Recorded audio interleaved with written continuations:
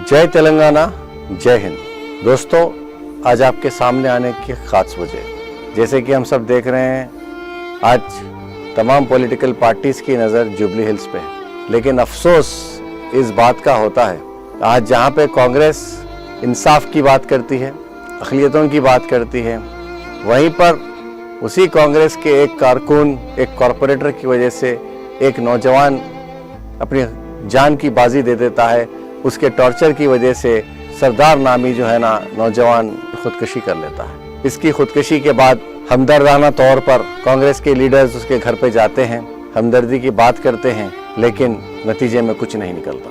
वही दूसरी तरफ एक इंसानियत के नाते बीआरएस पार्टी, उस वक्त वहाँ के एमएलए माकंटी गोपीनाथ, बीआरएस के कारकुन, बीआरएस के लीडर, बीआरएस के कैडर उनके घर पर पहुँचते हैं और साथ ही साथ हमदर्दाना तौर पर उन्हें बीआरएस पार्टी के वर्किंग प्रेसिडेंट केटी रामाराव साहब की तरफ से 10 लाख रुपए का जो है चेक दिया जाता है। आखिर ये सियासत किस हद तक गिर जाएगी कि किसी की जान की उसमें जो है ना वैल्यू ही नहीं रहेगी। मैं इस चैनल के जरिए बस एक ही बात कहना चाहता हूँ, पॉलिटिक्स अपनी जगह, लेकिन इंसानियत अपनी जगह। आज माशरा हम देखते हैं तो कई जगह ऐसे कई वाक़यात आते हैं, लेकिन जुबली हिल्स का एक अजीब व गरीब जो है ना वाक़या हमारे सामने आता है, जहाँ पर सरदार खुदकुशी करते हैं एक पॉलिटिकल कॉरपोरेटर की प्रेशर में, और साथ ही साथ उस हमदर्दी में जो है ना वही पॉलिटिकल कांग्रेस पार्टी के चेयरमैन और वहाँ के कॉन्टेस्टेड एमएलए सब उनके घर पहुँचते हैं, हमदर्दी की बात करते हैं, लेकिन उनके साथ कोई इंसाफ नहीं दिला सके। दूसरी जानिब इत्तेफाक से उस जुबली हिल्स के एमएलए साहब का देहांत हो जाता है और इनके देहांत के बाद वीरानी सी छाई हुई है जुबली हिल्स कॉन्स्टिट्यूंसी में। वहाँ पे कोई कैडर के लिए जिम्मेदार आदमी आज की तारीख में लोग की नज़र में घूम रहे हैं कि कौन होना चाहिए, कैसे एमएलए होना चाहिए, क्योंकि गोपीनाथ साहब एक हमदर्द आदमी थे।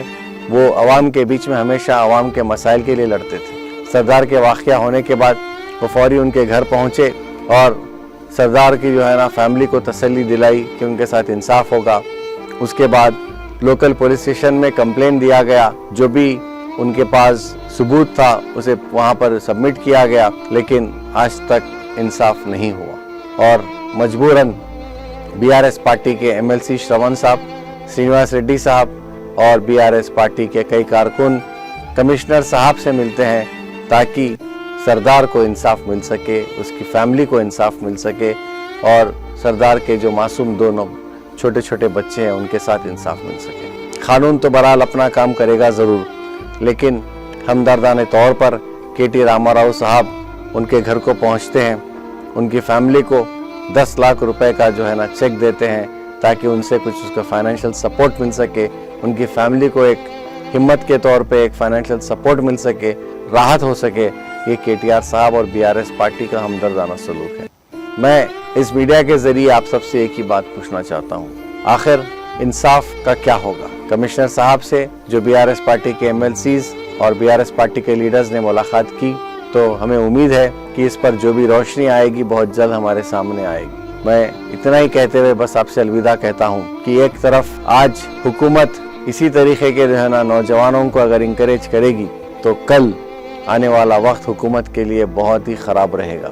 जबकि 9.5 साल वक्फा में केसीआर साहब की हुकूमत में लॉ एंड ऑर्डर काफ़ी मेंटेन रहा, कहीं भी ऐसे कोई अनवांटेड इंसिडेंट्स नहीं हुए। यही नहीं, केसीआर साहब की हुकूमत में, बीआरएस पार्टी की हुकूमत में उन्होंने कभी भी कहीं भी नाइंसाफ़ी होने नहीं दिया और ना ही कोई पॉलिटिकल पार्टी पे प्रेशर डालकर, ना ही कोई पॉलिटिकल लीडर्स पे प्रेशर डालकर उन्हें मजबूर किया।